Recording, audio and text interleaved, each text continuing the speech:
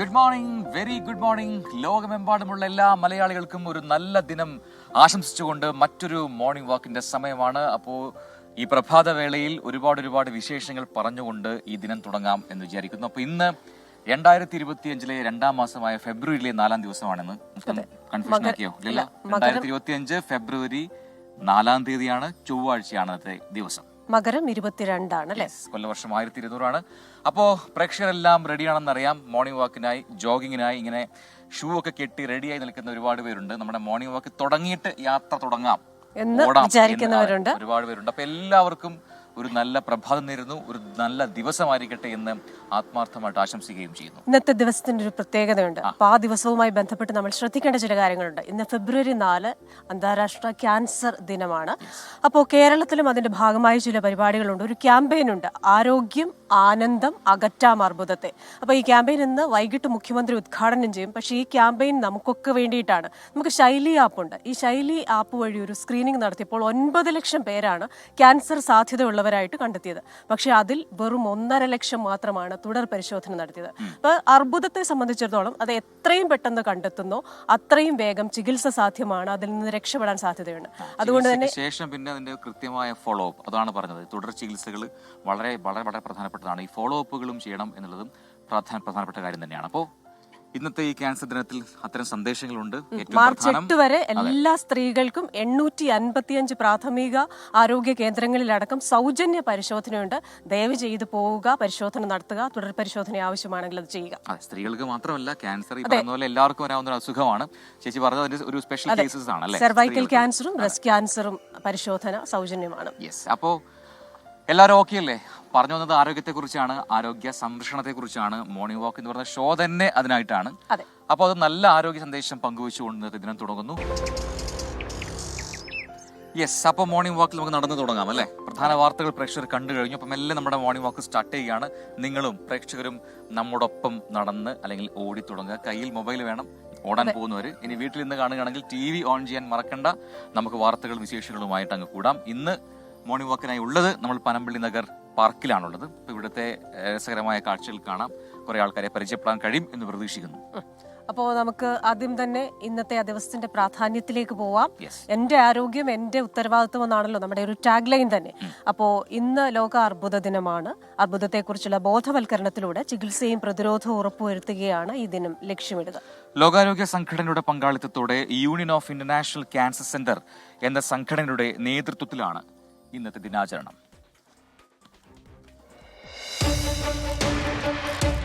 അർബുദ ചികിത്സ ഓരോ വ്യക്തികളിലും വ്യത്യസ്തമാണ്. ചിലരിൽ രോഗാവസ്ഥ സങ്കീർണമാകും, മറ്റു ചിലരിൽ അത്ര ഗുരുതരമല്ലാത്ത നിലയിലും. ഓരോരുത്തർക്കും ആവശ്യമായ കരുതലും പരിചരണവും ചികിത്സയും ഉറപ്പാക്കുക എന്നതാണ് ഈ വർഷത്തെ അർബുദ പ്രതിരോധ ദിനത്തിലെ പ്രമേയം. ലോകാരോഗ്യ സംഘടനയുടെ കണക്കനുസരിച്ച് ലോകത്ത് അർബുദ രോഗബാധിതരുടെ നിരക്ക് കൂടി വരികയാണ്. കൃത്യമായ അവബോധമുണ്ടെങ്കിൽ ഒരു പരിധിവരെ അർബുദത്തെ പ്രതിരോധിക്കാൻ കഴിയും. തുടക്കത്തിലേ കണ്ടുപിടിച്ചാൽ 90% കേസുകളും ചികിത്സിച്ച് ഭേദമാക്കാൻ കഴിയുമെന്നാണ് വിദഗ്ധർ പറയുന്നത്. അർബുദത്തിന് കാരണമാകുന്ന ദുശ്ശീലങ്ങളിലൊന്ന് പുകയില ഉപയോഗമാണ്. പുകയിലയുടെ ഉപയോഗം പൂർണ്ണമായും ഒഴിവാക്കുക, ആരോഗ്യകരമായ ഭക്ഷണം, കൃത്യമായ ഇടവേളകളിൽ സ്ക്രീനിംഗ്, പ്രതിരോധ മാർഗങ്ങൾ ഇവയെല്ലാം ഗുണം ചെയ്യും. എത്രയും പെട്ടെന്ന് രോഗം കണ്ടുപിടിക്കാൻ കഴിഞ്ഞാൽ ചികിത്സയും എളുപ്പമാകും. അർബുദ പ്രതിരോധ ദിനാചരണത്തിന്റെ ഭാഗമായി സംസ്ഥാനത്തും വിപുലമായ ബോധവൽക്കരണ പരിപാടികളാണ് സംഘടിപ്പിക്കുന്നത്. Research desk 24. യെസ്. അപ്പോൾ മറക്കണ്ട, ഈ പറയുന്നത് പോലെ ഏറ്റവും പ്രധാനപ്പെട്ട കാര്യം ആരോഗ്യ സംരക്ഷണം തന്നെയാണ്. ഏതൊക്കെ ദുശ്ശീലങ്ങളുണ്ടോ അതൊക്കെ മാറ്റി നിർത്തുക എന്നത് ചില ദിനങ്ങളുടെ പ്രത്യേകതയാണല്ലോ. നമുക്ക് അപ്പോൾ തോന്നും അല്ല ഇന്ന് തൊട്ട് വേണ്ട എന്ന്. അങ്ങനെ തോന്നാൻ ഉള്ള അല്ലെങ്കിൽ ഒരു മനസ്സുണ്ടാവട്ടെ എന്നുള്ളതാണ് ഏറ്റവും പ്രധാനപ്പെട്ട കാര്യം. അങ്ങനെ തോന്നി തുടങ്ങി കഴിഞ്ഞാൽ പിന്നീട് ബാക്കിയെല്ലാം ഈസിയാണ്. അതെ. അപ്പോൾ ഈ പുകവലി, ശരിയല്ലാത്ത ജീവിതശൈലി, അതുപോലെ തന്നെ മദ്യപാനം, ലഹരിയുടെ എല്ലാ ഉപയോഗവും ഒഴിവാക്കുക എന്നൊരു തീരുമാനം ഇന്നങ്ങ് എടുത്താലോ? നമ്മൾ ഉപയോഗിക്കുന്നില്ല, ഉപയോഗിക്കുന്നവർ എടുത്താലോ എന്നായിരുന്നു ഞാൻ ചോദിച്ചത്. അപ്പൊ ഇന്ന് യാത്ര മുടങ്ങുമോ? യാത്രക്കാരുടെ ശ്രദ്ധയ്ക്ക് ഇന്ന് KSRTC-യുമായി ബന്ധപ്പെട്ടുകൊണ്ട് ചില ആൾക്കാർ പണിമുടക്കുന്നുണ്ട്. INTUC സംഘടനയുടെ അല്ലെങ്കിൽ അതുമായി ബന്ധപ്പെട്ടുള്ള TDF നടത്തുന്ന 24 മണിക്കൂർ പണിമുടക്ക് തുടങ്ങിയിരിട്ടുണ്ട്. KSRTC-യിലെ ശമ്പള വിതരണം അത് 1-ാം തീയതി തന്നെ കിട്ടണം എന്ന് പ്രധാനപ്പെട്ട ഒരു ആവശ്യം. അങ്ങനെ 12 ആവശ്യങ്ങൾ ഉന്നയിച്ചാണ് TDF പണിമുടക്കുന്നത്. അതുമായി ബന്ധപ്പെട്ട് എവിടെയെങ്കിലും ഈ പറയുന്ന പോലെ ബസ്സുകൾ തടയുന്നുണ്ടോ എന്നൊക്കെ ഒന്ന് അറിയണം. ആദ്യം നമുക്ക് തമ്പാനൂർ KSRTC സ്റ്റാൻഡിൽ നമ്മുടെ AV ജയശങ്കർ ഉണ്ട്. Jayashankar, very good morning. ഈ തമ്പാനൂരിലെ അവസ്ഥ എന്താണ്? ഇന്ന് പണിമുടക്ക് അവിടെ യാത്ര മുടക്കുമോ? Good morning Prajin and Christine. എന്തായാലും തമ്പാനൂർ ഡിപ്പോയിൽ ഈ പണിമുടക്ക് വലിയ തോതിൽ ബാധിച്ചു എന്ന് തോന്നുന്നില്ല. TDF 12 ആവശ്യങ്ങൾ ഉന്നയിച്ചുകൊണ്ട് ഇന്ന് അർദ്ധരാത്രി മുതലാണ് ഈ ഒരു പണിമുടക്ക് ആരംഭിച്ചത്. കഴിഞ്ഞ രാത്രിയിൽ ചില ഡിപ്പോകളിൽ ചിലയിടങ്ങളിലൊക്കെ തന്നെ ബസ്സുകൾ തടയുന്ന സംഭവങ്ങളൊക്കെ ഉണ്ടായിരുന്നു. അതിനപ്പുറത്തേക്ക് ഇന്ന് രാവിലെ തമ്പാനൂർ ഡിപ്പോയിൽ എത്തുമ്പോൾ പതിവ് പോലെ ഇവിടെ KSRTC ബസ്സുകൾ സർവീസ് നടത്തുന്നുണ്ട്. ഇന്നലെ വൈകുന്നേരം നമ്മൾ KSRTC CMD-യോടൊക്കെ മന്ത്രിയോടൊക്കെ നേരിട്ട് ഈ വിഷയവുമായി ബന്ധപ്പെട്ട് സംസാരിച്ചിരുന്നു. പരമാവധി താൽക്കാലിക ജീവനക്കാരെ പ്രയോജനപ്പെടുത്തി ഇന്ന് യാത്രക്കാർക്ക് ഒരു ബുദ്ധിമുട്ടും ഉണ്ടാകാത്ത തരത്തിൽ KSRTC-യുടെ സർവീസ് ഉണ്ടാകുമെന്നാണ് മന്ത്രി ഇന്നലെ വൈകുന്നേരം പറഞ്ഞത്. അക്കാര്യം ഏറെക്കുറെ നടപ്പിലാക്കപ്പെട്ടിട്ടുണ്ടെന്ന് എന്തായാലും തോന്നുന്നു. ഈ തമ്പാനൂർ ഡിപ്പോയെ സംബന്ധിച്ച് കൂടുതലും ദീർഘദൂര ബസ്സുകളാണ് ഇവിടെ നിന്ന് സർവീസ് നടത്തുന്നത്. അതുകൊണ്ട് തന്നെ കൃത്യമായ ക്രമീകരണം അക്കാര്യത്തിൽ നേരത്തെ തന്നെ CMD-യുടെ നിർദ്ദേശാനുസരണം ഉദ്യോഗസ്ഥർ സ്വീകരിച്ചിരുന്നു. രാവിലെ പതിവ് പോലെ തിരുവനന്തപുരത്ത് നിന്ന് പുറപ്പെടുന്ന ദീർഘദൂര ബസ്സുകളെല്ലാം തന്നെ ഇവിടെ തയ്യാറാണ്. നമുക്ക് ദൃശ്യങ്ങളിൽ കാണാം. എറണാകുളത്തേക്കും കോഴിക്കോടേക്കും എല്ലാം തന്നെ പോകുന്ന ബസ്സുകൾ ഇവിടെ ഉണ്ട്. KSRTC-യുടെ സൂപ്പർ ഫാസ്റ്റ് പ്രീമിയം ബസ് ഉൾപ്പെടെയുള്ള ബസ്സുകൾ ഇവിടെ തയ്യാറായി കഴിഞ്ഞു. എന്തായാലും തമ്പാനൂർ ഡിപ്പോയിൽ നിലവിൽ യാത്രക്കാർക്ക് ബുദ്ധിമുട്ടുണ്ടാകുന്ന പ്രതിസന്ധി ഉണ്ടാകുന്ന ഒരു സാഹചര്യമില്ല. ബസ്സുകൾ പതിവുപോലെ സർവീസ് നടത്തുന്നുണ്ട്. ഇനി എന്തായാലും ഈ പ്രാദേശികമായി തിരുവനന്തപുരം സിറ്റിയിലും മറ്റും ഓടുന്ന ബസ്സുകൾ എത്രമാത്രം ഓടുന്നുണ്ട് ഉൾപ്പെടെയുള്ള വിവരങ്ങൾ ഇനി വരും മണിക്കൂറുകളിൽ അറിയാൻ സാധിക്കും. കാരണം KSRTC-യുടെ ഒരു പീക്ക് സർവീസ് അവർ എന്ന് പറയുന്നത് രാവിലെ 8 മുതൽ രാത്രി 8 മണി വരെ ഒക്കെ വരുന്ന ഒരു സമയമാണ്. അപ്പോൾ ഈ സമയത്ത് ഉള്ള സർവീസുകളെ ഈ TDF-ന്റെ സമരം എങ്ങനെ ബാധിക്കുന്നു എന്ന വിഷയം ആ ഒരു ഘട്ടത്തിൽ മാത്രമേ അറിയാൻ സാധിക്കൂ. എന്തായാലും TDF പറയുന്നത് തങ്ങളുടെ അവകാശങ്ങളെല്ലാം തന്നെ നിഷേധിക്കപ്പെട്ടു. തങ്ങൾക്ക് മന്ത്രി പറഞ്ഞ ശമ്പളം കൃത്യമായി ലഭിക്കുമെന്ന മന്ത്രിയുടെ ഉറപ്പ് ഉൾപ്പെടെ ഒന്നും പാലിക്കപ്പെട്ടില്ല. അതുകൊണ്ട് തന്നെ ഇത് തങ്ങളുടെ അവകാശ പോരാട്ടമാണ്. മറ്റ് സംഘടനകൾ ഉൾപ്പെടെ തങ്ങളെ പിന്തുണയ്ക്കണം, അവർക്ക് കൂടി വേണ്ടിയാണ് സമരം നടത്തുന്നതെന്നാണ് TDF ഈ വിഷയവുമായി ബന്ധപ്പെട്ട് പറയുന്നത്. എന്തായാലും KSRTC തമ്പാനൂർ ഡിപ്പോയിൽ പതിവ് പോലെ സർവീസുകളുണ്ട്. ഇവിടെ വാഹനങ്ങൾ അതുപോലെ ഓടുന്നുണ്ട്. പകരം ക്രമീകരണങ്ങൾ ഒരുക്കിയെന്നാണ് CMD മറ്റും വ്യക്തമാക്കിയത്. നിലവിൽ യാത്രക്കാരെ സംബന്ധിച്ച് ഇവിടെ ഒരു ബുദ്ധിമുട്ട് അനുഭവപ്പെടുന്ന സാഹചര്യമില്ല. പക്ഷേ നേരം വെളുക്കാനുണ്ട്, വർക്കിംഗ് അവേഴ്സ് വരാനുണ്ട്. ഒരു 8 മണി മുതൽ ആളുകൾ ജോലിക്കും സ്കൂളിലേക്കൊക്കെ പോകുന്നൊരു സമയമാണ്. ആ ഘട്ടത്തിൽ ഇവിടുത്തെ മലയോര മേഖലകളിൽ ഉൾപ്പെടെ KSRTC ആശ്രയിച്ചാണ് ജീവിതം മുന്നോട്ട് പോകുന്നത്. അവർക്ക് പ്രതിസന്ധി ഉണ്ടായിട്ടുണ്ടോ എന്ന് നമുക്ക് അല്പസമയത്തിന് ശേഷം അറിയാം. ക്രിസ്ത്യൻ. അതേസമയം തിരുവനന്തപുരം പാപ്പനംകോട് അവിടെ KSRTC ഡിപ്പോയിൽ ഒരു സ്വിഫ്റ്റ് ബസ് തടഞ്ഞു എന്നൊരു വാർത്ത കൂടി ഉണ്ട്. അപ്പം അങ്ങനെ ഒറ്റപ്പെട്ട സംഭവങ്ങളുണ്ട് എന്ന് നമുക്ക് മനസ്സിലാക്കേണ്ടിയിരിക്കുന്നു. പക്ഷേ നിലവിൽ സ്മൂത്ത് ആണ്. തമ്പാനൂരിൽ അങ്ങനെ വലിയ പ്രശ്നങ്ങളില്ല എന്ന് പറയുന്നു. നമുക്കിനി കോഴിക്കോടേക്ക് പോയാലോ? സമീർ C. മുഹമ്മദ് ഉണ്ട്. Sameer, good morning. അപ്പോൾ KSRTC-യിലെ ഒരു വിഭാഗം TDF ആണ് പണിമുടക്കുന്നത്. ആവശ്യങ്ങൾ എന്താണെന്നൊക്കെ നേരത്തെ ജയശങ്കർ വ്യക്തമാക്കി കഴിഞ്ഞു. അപ്പോൾ കോഴിക്കോട് മേഖലയിലെ എന്താണ് അവസ്ഥ? ഈ പണിമുടക്ക് അവിടെ യാത്രക്കാരെ വലയ്ക്കുന്നുണ്ടോ?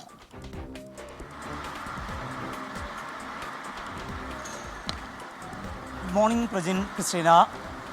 തിരുവനന്തപുരത്തുള്ളതുപോലെ തന്നെ കോഴിക്കോടും സാരമായ രീതിയിൽ ഇത് ബാധിച്ചിട്ടില്ല എന്ന് തന്നെയാണ് നമുക്ക് മനസ്സിലാക്കാൻ കഴിയുന്നത്. നമ്മളിപ്പോൾ വന്നത് മുതൽ വിവിധങ്ങളായിട്ടുള്ള സർവീസുകൾ ഇവിടെ നിന്ന് പോകുന്നുണ്ട്. കണ്ണൂരിലേക്കും അതുപോലെ തന്നെ തൃശ്ശൂർ, അതുപോലെ പാലക്കാട്, അങ്ങനെ സുൽത്താൻ ബത്തേരി, മാനന്തവാടി തുടങ്ങിയിട്ടുള്ള വിവിധ ഇടങ്ങളിലേക്ക് ഇവിടുന്ന് സർവീസുകൾ നടത്തുന്നുണ്ട്. ഇപ്പോൾ ഇത് ബാലുശ്ശേരി, മങ്കയം ഭാഗത്തേക്കുള്ള ഒരു സർവീസ് കൂടി ഇവിടുന്ന് പോകുന്നു.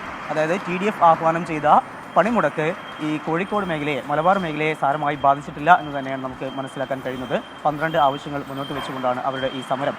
അത് പരിഹരിക്കുന്നതിന് വേണ്ടി അല്ലെങ്കിൽ ഈ ഒരു സമരത്തെ അതിജീവിക്കാൻ വേണ്ടി സർക്കാരിൻ്റെ ഭാഗത്തു നിന്ന് കരുതലോടുകൂടിയാണ് സർക്കാർ മുന്നോട്ട് പോകുന്നത്.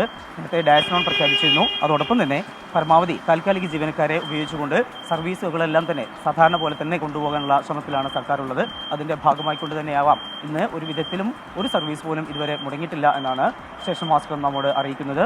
യാത്രക്കാർ വിവിധ ഇടങ്ങളിൽ നിന്നായിക്കൊണ്ട് ഇങ്ങോട്ട് എത്തിക്കൊണ്ടിരിക്കുന്ന ഒരു കാഴ്ച നമുക്ക് കാണാം. വിവിധ ഭാഗങ്ങളിൽ നിന്നായിക്കൊണ്ട് പുലർച്ചെ മുതൽ തന്നെ ഈ ഒരു കാഴ്ച നമുക്ക് കാണാനാവുന്നുണ്ട്. ആർക്കും ഒരു വിധത്തിലുമുള്ള ബുദ്ധിമുട്ടും ഇല്ല എന്ന് തന്നെയാണ് നമ്മളോട് അവർ കാര്യങ്ങൾ ആരായുമ്പോഴും പറയുന്നത്. പണിമുടക്ക് ഉണ്ട് എന്നിരുന്നാലും അത് കാര്യമായി ഒന്നും ബാധിച്ചിട്ടില്ല. 12 ആവശ്യങ്ങൾ മുന്നോട്ട് വെച്ചുകൊണ്ടാണ് TDF ഈ ഒരു സമരവുമായിട്ട് മുന്നോട്ട് പോകുന്നത്, പണിമുടക്കുമായി മുന്നോട്ട് പോകുന്നത്. എവിടേക്കാണ് പോകുന്നത്? എങ്ങോട്ടാണ് യാത്ര? ഞാൻ ഇനി ഇവിടെ വരെ വന്നാണ്, ഓഫീസിൽ പോകുമ്പോഴാണ്. ഞാൻ മുന്നാർന്ന് വന്നതാണ്, കണ്ണൂർ ബസ്സിന് വന്നു. ഇപ്പോൾ പണിമുടക്ക് ഒക്കെ ബാധിക്കുന്നുണ്ടോ? പണിമുടക്ക് ഇതുവരെ എനിക്ക് ബാധിച്ചിട്ടില്ല. ഇല്ല, ഒന്നും സംഭവിച്ചിട്ടില്ല. ഉണ്ടെന്ന് പറയുന്നത് കേട്ടു, പക്ഷേ ഇതുവരെ ഒന്നും സംഭവിച്ചിട്ടില്ല. ഈ വിധത്തിലാണ് ഓരോ യാത്രക്കാരും ഇതുമായി ബന്ധപ്പെട്ട് പ്രതികരിക്കുന്നത്. ഫെബ്രുവരി 3 രാത്രി 12 മണിയോടുകൂടെ, അർദ്ധരാത്രി 12 മണിയോടുകൂടെ ആരംഭിച്ച പണിമുടക്ക് ഇന്ന് അർദ്ധരാത്രി 12 മണിയോടുകൂടെ ആയിരിക്കും അവസാനിക്കുക. എന്നിരുന്നാലും ഇത്തരത്തിൽ ഓരോ യാത്രക്കാരനും ബുദ്ധിമുട്ടില്ലാത്ത വിധത്തിൽ ഇത് കൈകാര്യം ചെയ്യാൻ സർക്കാരിന് കഴിഞ്ഞിട്ടുണ്ട് ഇതുവരെയുള്ള കാര്യങ്ങൾ നമുക്ക് പരിശോധിക്കുമ്പോൾ. ഒപ്പം തന്നെ ഇനിയുള്ള ഒരു മണിക്കൂറിൽ എങ്ങനെയായിരിക്കും എന്നുള്ളത് നമുക്ക് പരിശോധിക്കാം. പ്രജിൻ, ക്രിസ്റ്റീന. ശരി, സമീർ സി മുഹമ്മദാണ് വിശദാംശങ്ങൾ നൽകിയത്. അപ്പോൾ മലബാർ മേഖലയിലും അങ്ങനെ കാര്യമായ പ്രശ്നങ്ങളില്ല. പണിമുടക്കുണ്ട് എന്ന് അറിയുന്നു, പക്ഷെ അതൊന്നും ബസ്സുകളുടെ സർവീസിനെ ബാധിച്ചിട്ടില്ല എന്നാണ് അവിടെ നിന്നുള്ളത്. അപ്പം തെക്ക് വടക്കം വന്ന് പോയി വന്നു, അപ്പോൾ അവിടെ ഒന്നും പണിമുടക്ക് ബാധിച്ചിട്ടില്ല എന്ന് പറയുന്നു. പക്ഷേ മണിക്കൂറുകൾ ഇനി കുറച്ചുകൂടെ കഴിയുമ്പോൾ, നേരത്തെ ജയശങ്കർ പറഞ്ഞ ഒരു പീക്ക് അവേഴ്സ് ഉണ്ടല്ലോ, KSRTCയുടെ സർവീസ് കൂടുതലുള്ള സമയം, ഒരു 8 മണിയോട് കൂടിയൊക്കെ എങ്ങനെയെങ്കിലും അത് ആ യാത്രക്കാരെ വലയ്ക്കുന്നുണ്ടോ എന്നൊക്കെ നമുക്ക് അപ്പോൾ നോക്കാം. ഇനി ആർക്കു വേണ്ടിയാണ് ഈ സമരം എന്നൊരു ചോദ്യം നിലനിൽക്കുന്നു. അപ്പൊ അതിനൊരു ഉത്തരം വേണമല്ലോ. അപ്പൊ ആർക്കു വേണ്ടിയാണ് ഈ TDF സമരം ചെയ്യുന്നതെന്ന് എം വിൻസെന്റ് MLA ചോദിച്ചു. എല്ലാവർക്കും വേണ്ടിയാണ് TDF സമരം ചെയ്യുന്നത് എന്നാണ് MLA പറയുന്നത്. ആവശ്യങ്ങൾ അംഗീകരിക്കുന്നത് വരെ ശക്തമായ സമരവുമായി മുന്നോട്ട് പോകും. 1-ാം തീയതി ശമ്പളം നൽകുമെന്നത് ഉൾപ്പെടെയുള്ള മന്ത്രിയുടെ ഉറപ്പ്, അതായത് ഗതാഗത മന്ത്രി അങ്ങനെ ഉറപ്പ് നൽകിയിരുന്നു, അത് പാലിക്കപ്പെട്ടിട്ടില്ല എന്ന് എം വിൻസെന്റ് 24-നോട് പറഞ്ഞു. വിവിധ ആവശ്യങ്ങൾ ഉന്നയിച്ച KSRTCയിൽ TDF നടത്തുന്ന പണിമുടക്ക് ആരംഭിച്ചിരിക്കുകയാണ്. വലിയ തോതിൽ സർവീസുകൾ മുടങ്ങുമെന്നാണ് TDF പറയുന്നത്. എന്തായാലും എം വിൻസെന്റ് MLA ചേരുന്നു. ഈ കൃത്യമായി ശമ്പളം ലഭിക്കുന്നില്ല, ഒപ്പം തന്നെ മറ്റ് ആനുകൂല്യങ്ങളെല്ലാം തന്നെ ജീവനക്കാർക്ക് നിഷേധിക്കുന്നു. ഈ ആവശ്യങ്ങളൊക്കെ, ഈ ആരോപണങ്ങളൊക്കെ ഉന്നയിച്ചുകൊണ്ടാണ് ഈ ഒരു പണിമുടക്കിലേക്ക് കടന്നിരിക്കുന്നത്. ആരോപണങ്ങളല്ല, വസ്തുതകളാണ്. കൃത്യമായി ശമ്പളം ലഭിക്കുന്നില്ല എന്നുള്ളത് ഇടതുപക്ഷ മുന്നണി ഗവൺമെൻറ് അധികാരത്തിൽ വന്നത് മുതൽ തുടങ്ങിയതാണ്. ഒരു മാസം പോലും കൃത്യമായി ശമ്പളം കിട്ടിയിട്ടില്ല. എന്ന് ശമ്പളം കിട്ടും എന്ന് തൊഴിലാളികൾക്ക് അറിയാത്ത ഏക പൊതുമേഖലാ സ്ഥാപനം ഇതാണ്. 31% DA കുടിശ്ശികയാണ്. ഇതെല്ലാം സംഭവിക്കുമ്പോഴേക്ക് ജീവനക്കാരിൽ നിന്ന് പിടിക്കുന്ന NDR ആയാലും NPS ആയിരുന്നാലും കൃത്യമായി അടയ്ക്കാത്തത് മൂലം ലക്ഷക്കണക്കിന് രൂപയുടെ നഷ്ടം ജീവനക്കാർക്കുണ്ടാകുന്നു. അവരുടെ വീടുകൾ ജപ്തി ചെയ്തു പോകുന്ന സാഹചര്യങ്ങൾ, അവരെടുത്ത ലോൺ അടയ്ക്കേണ്ട തുക KSRTC അവരിൽ നിന്ന് പിടിച്ചിട്ട് യഥാസമയം അടയ്ക്കാത്തതിൻ്റെ പേരിൽ വീടുകൾ ജപ്തി ചെയ്തു പോകുന്നു. പണിമുടക്കുന്ന ആളുകൾക്കെതിരെ കർശനമായ നടപടി ഉണ്ടാകുമെന്നാണ് KSRTC CMD ഒക്കെ പറയുന്നത്. അവധി കൊടുക്കില്ല ജീവനക്കാർക്ക് എന്നൊക്കെ പറയുന്നുണ്ട്. അതിനെങ്ങനെയാണ് സംഘടന പ്രതിരോധിക്കുക? അല്ല, ജീവനക്കാർക്കെതിരെ കടുത്ത നടപടി എന്ന് പറഞ്ഞാൽ ഈ 103 മാസക്കാലം അവർ അനുഭവിക്കാത്ത ഏത് കടുത്ത നടപടിയാണുള്ളത്? 30 ദിവസം ജോലി ചെയ്തിട്ട് ശമ്പളം കിട്ടാതിരിക്കുന്നതിനേക്കാൾ വലിയ കടുത്ത നടപടിയൊന്നുമില്ലല്ലോ. ഇടത് സംഘടനകൾ നിങ്ങളുടെ സമരത്തെ പിന്തുണയ്ക്കും, ഇല്ലെങ്കിൽ നിങ്ങളോടൊപ്പം നിൽക്കുമെന്നൊരു തോന്നലുണ്ടോ? കാരണം അവരിതുവരെ ഒരു പരസ്യ പ്രതിഷേധത്തിന് വന്നിട്ടില്ല. ചെറിയ സമരങ്ങൾ നടത്തുന്നുണ്ടെങ്കിലും സർക്കാരിനെതിരെ പരസ്യമായിട്ട് തിരുവനന്തപുരം നിലപാട് ഇതുവരെ എടുത്തിട്ടില്ല. അപ്പോൾ അവരുടെ ഒരു പിന്തുണ ഉണ്ടാവും തോന്നുന്നുണ്ടോ? എല്ലാ സംഘടനയിലെയും സാധാരണക്കാരായ അംഗങ്ങൾ ഈ സമരത്തെ പിന്തുണയ്ക്കും. കാരണം അവർക്ക് വീട്ടുകാരെ ഫേസ് ചെയ്യണ്ടേ? ഓരോ മാസവും 1-ാം തീയതി കഴിഞ്ഞ് വീട്ടിലേക്ക് പോകുമ്പോൾ അവരുടെ വീട്ടുകാർ ഇന്ന് ശമ്പളവുമായിട്ടായിരിക്കും വരുന്നത് എന്ന് പ്രതീക്ഷിച്ചിരിക്കും. 1-ാം തീയതി, 2-ാം തീയതി, 10-ാം തീയതി, 15-ാം തീയതി എല്ലാ ദിവസവും അവരുടെ മുമ്പിൽ തലകുനിഞ്ഞ് നിൽക്കുകയല്ലേ. എന്നിട്ട് രാവിലെ വീട്ടുകാരുണ്ടാക്കുന്ന ഭക്ഷണവുമായി ഈ തൊഴിലാളി ജോലിക്ക് ഹാജരാവുകയല്ലേ. അവൻ്റെ മാനസികമായ പ്രശ്നം, കുടുംബത്തിലുണ്ടാകുന്ന പ്രശ്നങ്ങൾ. അപ്പോൾ ഇത് INTUC-ക്കാർക്ക് മാത്രമുള്ളതല്ല ഈ പ്രശ്നങ്ങൾ. ഇത് CITU-ക്കാർക്കും AITUC-ക്കാർക്കും BMS-കാർക്കും എല്ലാവരും അനുഭവിക്കുന്ന ഈ പ്രശ്നങ്ങൾ സ്വാഭാവികമായും അവരെല്ലാവരും പണിമുടക്കിൽ പങ്കെടുക്കുമെന്ന് തന്നെയാണ് ഞങ്ങൾ പ്രതീക്ഷിക്കുന്നത്. സമരം 100% വിജയമായിരിക്കും. തീർച്ചയായും വിജയമായിരിക്കും. ഞങ്ങൾ ഉന്നയിച്ചിട്ടുള്ള പ്രശ്നങ്ങൾ യഥാരീതിയിൽ ജീവനക്കാർ ഏറ്റെടുക്കും എന്ന് തന്നെയാണ് ഞങ്ങൾ പ്രതീക്ഷിക്കുന്നത്. എന്തായാലും സമരം പൂർണ്ണമായ വിജയമായിരിക്കുമെന്നാണ് MLA വ്യക്തമാക്കുന്നത്. എന്തായാലും KSRTC സമരം പുരോഗമിച്ചു കൊണ്ടിരിക്കുകയാണ്. എത്രമാത്രം ബസ്സുകൾ ഓടി, ഇല്ലെങ്കിൽ മറ്റു വിവരങ്ങളൊക്കെ വരും മണിക്കൂറുകളിൽ എന്തായാലും അറിയാൻ സാധിക്കും. രാജ്കിരണിനൊപ്പം AV ജയശങ്കർ, 24, തിരുവനന്തപുരം. യെസ്, അപ്പോൾ അതാണ് TDF എന്തുകൊണ്ട് സമരം ചെയ്യുന്നു എന്നുള്ളതാണ്. ഇതുമായി ചേർത്ത് വെക്കുമ്പോൾ ഈ കഴിഞ്ഞ ഡിസംബർ 23 KSRTCയുടെ ഒരു സ്പെഷ്യൽ ഡേ ആയിരുന്നു. അന്ന് റെക്കോർഡ് കളക്ഷൻ, അതായത് ചരിത്രത്തിൽ ആദ്യമായിട്ട് ഒരു ദിവസം ഏറ്റവും കൂടുതൽ കളക്ഷൻ വന്ന ദിവസമായിരുന്നു. ഏതാണ്ട് ഒരു 10 കോടിയുടെ അടുത്ത് കളക്ഷൻ വന്ന ദിവസമായിരുന്നു. അപ്പോൾ നമ്മൾ കണ്ടതാണ് ആ KSRTC മൊത്തത്തിൽ ഒന്ന് റെഡിയായി വരുന്നുണ്ടെന്നുള്ളത്. പക്ഷെ അപ്പോഴും KSRTCയിൽ ശമ്പള വിതരണം ഒരു പ്രതിസന്ധിയായി നിൽക്കുന്നുണ്ട്. അതിനെതിരെയാണ് ഈ സമരം എന്നാണ് TDF വ്യക്തമാക്കുന്നത്. അപ്പോൾ അതിൽ മന്ത്രി എന്ത് പ്രതികരണം നടത്തുന്നു എന്ന് നമുക്ക് ഇന്ന് പ്രതീക്ഷിക്കാം. അത് ഒരു പ്രധാനപ്പെട്ട പ്രതികരണമായി നമ്മൾ ഇന്ന് പ്രതീക്ഷിക്കുന്നുണ്ട്. ഗതാഗത മന്ത്രി കെ ബി ഗണേഷ് കുമാർ എന്ത് പ്രതികരണം ഈ വിഷയത്തിൽ നടത്തുന്നു എന്നുള്ളത്. അപ്പൊ എന്തു തന്നെയായാലും യാത്രക്കാരുടെ ശ്രദ്ധയ്ക്ക് ഇന്ന് KSRTC ബസ്സിൽ യാത്ര പോകാനിരിക്കുന്ന എല്ലാവരും ഈ ബസ്സുകൾ അത് ഫുൾ സർവീസ് ഉണ്ടായിരിക്കുമോ ഇല്ലയോ എന്ന കാര്യത്തിൽ ഒരു ശ്രദ്ധ പുലർത്തേണ്ടതാണ്. ഭാഗമാണ് പണിമുടക്കിൽ ഏർപ്പെട്ടിരിക്കുന്നത്. സമയം 6 മണി കഴിഞ്ഞ് 18 മിനിറ്റാണ്. നമ്മൾ പെട്ടെന്ന് കമന്റ് ബോക്സിലേക്ക് വന്നു കഴിഞ്ഞാൽ നമ്മുടെ എല്ലാ റെഗുലർ പ്രേക്ഷകരുമുണ്ട്. ഫിലഡൽഫിയയിൽ നിന്ന് സാബു ശങ്കരത്തിൽ കാണുന്നുണ്ട്. അപ്പോൾ ഇന്ന് ക്യാൻസർ ഡേ സന്ദേശം നന്നായി എന്ന് പറയുന്നുണ്ട്. Nirmala Rajan, Rasheeda A, Shruthi Leo, Baby KM, Mini Babu, Dileep PC, Jayan Nair, ഡൽഹിയിൽ ചൂലെടുക്കുമോ കൈയെടുക്കുമോ താമര വിരിയുമോ, നാളെ നടക്കാനിരിക്കുന്ന ഡൽഹി ഇലക്ഷനെ കുറിച്ചുള്ള ഒരു സർക്കാസ്റ്റിക് ആയിട്ടുള്ള ഒരു കമന്റാണ്. KJ തോമസ്, സനി ദേവരാജ് പറയുന്നുണ്ട്, ഷീന ജോൺ പറയുന്നുണ്ട്, ഈന സതീശൻ, അങ്ങനെ എല്ലാ പ്രിയപ്പെട്ട പ്രേക്ഷകരും കമന്റ് ബോക്സിൽ അവരുടെ ആശംസകൾ അറിയിക്കുന്നു. തിരികെ എല്ലാവർക്കും ഒരു നല്ല ദിനം ഒരിക്കൽ കൂടി ആശംസിക്കുന്നു. അതായത് നമ്മുടെ പ്രേക്ഷകരൊക്കെ നമ്മുടെ കുടുംബം പോലെയാണ്. അപ്പൊ ആ കുടുംബത്തെ ഞങ്ങൾ ചേർത്ത് നിർത്തുന്നതിന്റെ ഭാഗമായി നിങ്ങളുടെ ബർത്ത്ഡേ നമ്മളും കൂടെ ചേർന്ന് അങ്ങ് ആഘോഷിക്കുക. ഇനിയിപ്പോ രാധാമണി എന്ന് പറയുന്ന ഐഡിയിൽ നിന്ന് പറയുന്നുണ്ട്, എന്റെ മകൻ അപ്പു എന്ന് വിളിക്കുന്ന എന്റെ മകന്റെ ബർത്ത്ഡേ ആണ്. അപ്പൊ അപ്പുവിന് ഹാപ്പി ബർത്ത്ഡേ. സ്ക്രീനിലേക്ക് നോക്കിയേ, അപ്പുവിന് നമ്മളും ഹാപ്പി ബർത്ത്ഡേ പറയുകയാണ്. Happy birthday Appu, many many happy returns of the day. അപ്പോ ചെലവ് മറക്കണ്ട, ട്രീറ്റ് മറക്കണ്ട. അതെ, അപ്പൊ ഇതേപോലെ ഞങ്ങൾ നിങ്ങൾക്ക് സർപ്രൈസ് ഒക്കെ തരും. യെസ്, ഇനി നമുക്ക് വാർത്തയിലേക്ക് വന്നു കഴിഞ്ഞാൽ വളരെ പ്രധാനപ്പെട്ട ഒരു വാർത്തയിലേക്ക് നമ്മൾ ഇനി പോകുന്നു. നെന്മാറ ഇരട്ടക്കൊലപാതക കേസ്, അത് പ്രേക്ഷകർ മറന്നു കാണാൻ ഇടയില്ല. നമ്മളെല്ലാം നടുങ്ങിയ ഒരു കേസാണ്, നടുങ്ങിയ ഇരട്ടക്കൊലപാതകമാണ് നെന്മാറയിൽ നടന്ന. അതിലെ പ്രതി ചെന്താമരയെ ഇന്ന് കോടതിയിൽ ഹാജരാക്കുന്നുണ്ട്. ആലത്തൂർ ഫസ്റ്റ് ക്ലാസ് മാജിസ്ട്രേറ്റ് കോടതിയിലാണ് ഹാജരാക്കുക. കോടതി പോലീസിന്റെ കസ്റ്റഡിയിൽ വിടുകയാണെങ്കിൽ ഇന്ന് ഉച്ചയോടെ തന്നെ തെളിവെടുപ്പ് നടക്കും. കനത്ത സുരക്ഷയിലായിരിക്കും തെളിവെടുപ്പ് നടക്കുക. പാലക്കാട് നിന്ന് വിപിൻ C വിജയനാണ് ചേരുന്നത്.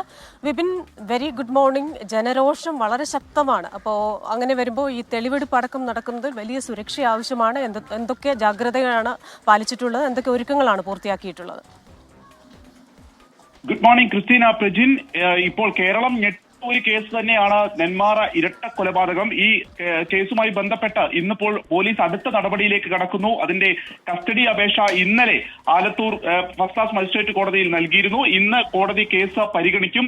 ഈ ആദ്യ കേസായി തന്നെ പരിഗണിക്കാനാണ് സാധ്യത. അങ്ങനെയാണെങ്കിൽ കസ്റ്റഡി ലഭിക്കുകയാണെങ്കിൽ ഇന്ന് ഉച്ചയോടുകൂടി തെളിവെടുപ്പ് ഉണ്ടാകും. ഈ പോത്തുണ്ടി എന്നുള്ള പ്രദേശത്ത് വലിയൊരു ജനരോഷം ഉണ്ടാകാനുള്ള സാധ്യത പോലീസ് മുന്നിൽ കാണുന്നുണ്ട്.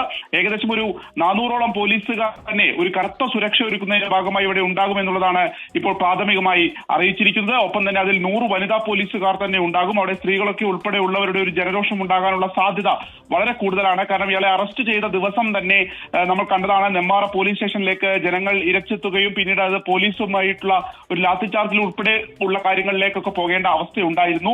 ഒപ്പം തന്നെ ഇന്ന് ഈ തെളിവെടുപ്പ് നടക്കുകയാണെങ്കിൽ അത് വിശദമായ ഒരു പരിശോധനയായിരിക്കും. ഏകദേശം ഒരു 1 മണിക്കൂറോളം നീണ്ടു നിൽക്കുന്ന വലിയ തെളിവെടുപ്പ് തന്നെയായിരിക്കുമെന്ന് ഉറപ്പാണ്.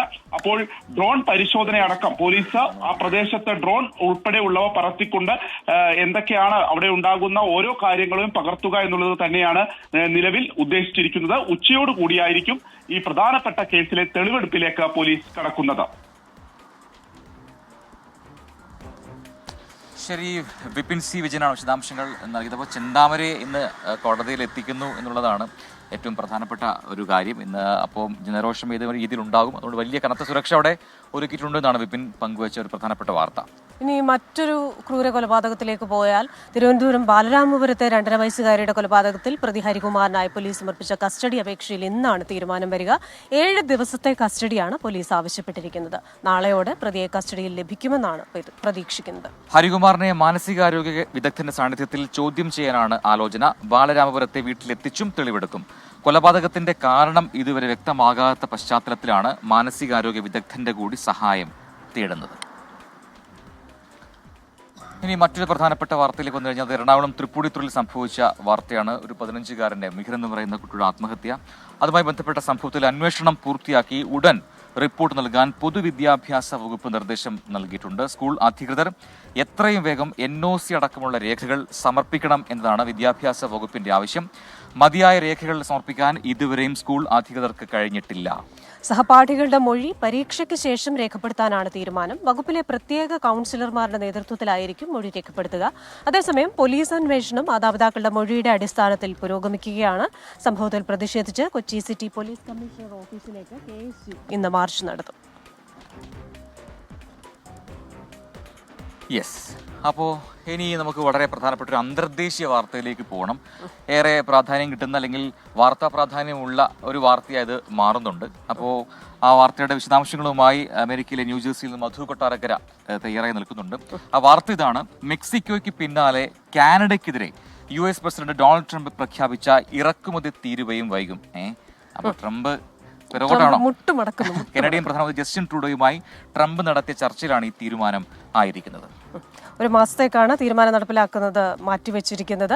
വിവരങ്ങളുമായി മധു കൊട്ടാരക്കരയാണ് ചേരുന്നത്. മധു, ഗുഡ് ഈവനിങ്. അപ്പോൾ ഈ ട്രംപ് പിടിച്ച പിടിയാലെ എല്ലാം ഒരു ദിവസത്തിനുള്ളിൽ 2 ദിവസത്തിനുള്ളിലൊക്കെ എല്ലാം നടത്തുമെന്ന് പറഞ്ഞു. പക്ഷേ ആദ്യം ഈ ചുങ്കപ്പോര് തുടങ്ങുമെന്ന് നമ്മൾ കരുതി. ഇപ്പോൾ അതിനൊരു ചെറിയ സമവായം, ഒന്ന് മയപ്പെട്ടിരിക്കുകയാണ് ട്രംപ്. പ്രവചനാതീതമാണ് ട്രംപിന്റെ സ്വഭാവം. അപ്പോൾ എന്താണ് സംഭവിക്കാൻ പോകുന്നത്? ഈ ചുങ്കപ്പോരിലൊരു അയവുണ്ടാവുമോ? Good morning Christina, Prajin. ഇതിൽ മയപ്പെടുത്തുക അല്ലെങ്കിൽ അയവ് ഉണ്ടാവുക എന്നതിലപ്പുറത്തേക്ക് ട്രംപ് മനസ്സിൽ കണ്ടതിലേക്ക് ഈ 2 രാജ്യങ്ങളും വന്നിരിക്കുകയാണ് എന്ന് വേണമെങ്കിൽ പറയാം. ഇന്ന് US പ്രസിഡന്റ് ഡൊണാൾഡ് ട്രംപുമായി നടന്ന ടെലിഫോൺ ചർച്ചയിൽ US അതിർത്തിയിൽ കൂടുതൽ സുരക്ഷ ഒരുക്കാമെന്ന് കനേഡിയൻ പ്രൈം മിനിസ്റ്റർ ജസ്റ്റിൻ ട്രൂഡോയും അതുപോലെ മെക്സിക്കൻ പ്രസിഡന്റ് ക്ലോഡിയ ഷെയ്ൻബോമും സമ്മതിച്ചിരിക്കുകയാണ്.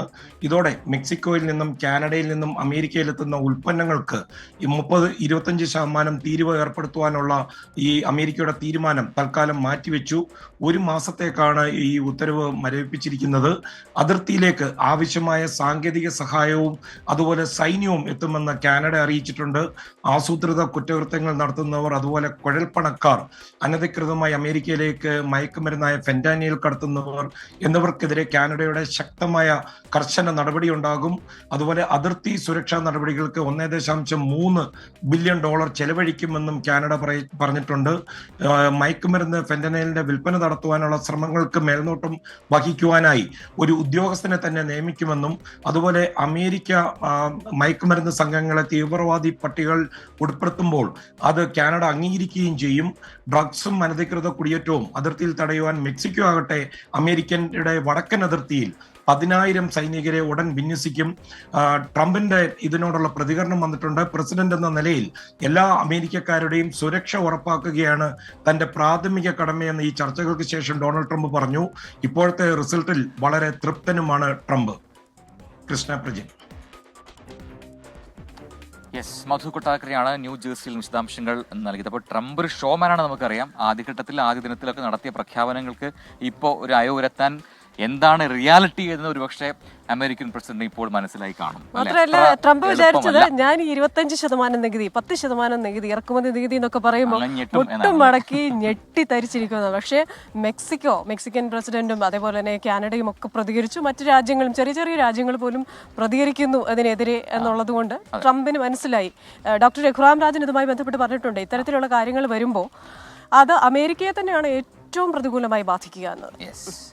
അപ്പോൾ ചെറിയ ഇടവേള വേണം, പെട്ടെന്ന് തിരികെ എത്താം മറ്റു വാർത്തകളിലേക്ക്. Break. You are watching 24 from News Headquarters, Kochi.